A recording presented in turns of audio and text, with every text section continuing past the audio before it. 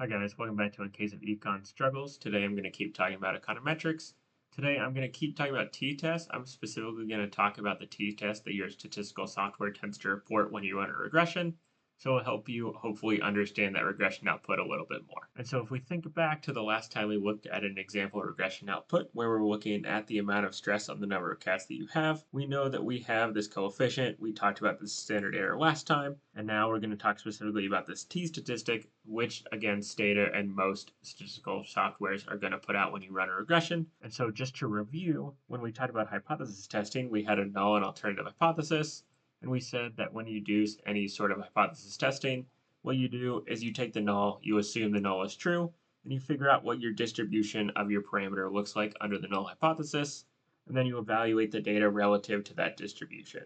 And specifically with t-test and regressions, we've talked about how when we do a t-test of mean, for example, it's just u minus x bar over basically this scaled standard distribution.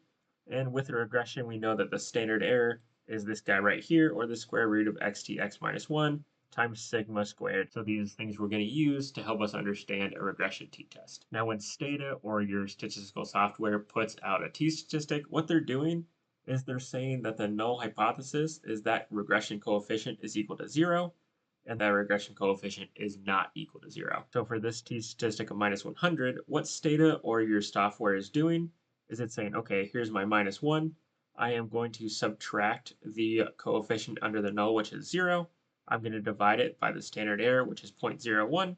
And so that's going to give me a negative 100 for a t-value. For this constant or this alpha in the regression, same thing. I'm going to take this coefficient, subtract the coefficient under the null, which is still 0. I'm going to divide it by the standard error, which is 9.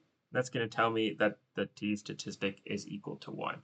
So really the thing to remember here is that the test your software is running is whether or not each coefficient is equal to 0 or not. Now there are different ways that you can use your software to do different t-tests for different values, and if you want to see how to do that in Stata, go ahead and leave a comment in the comment section below.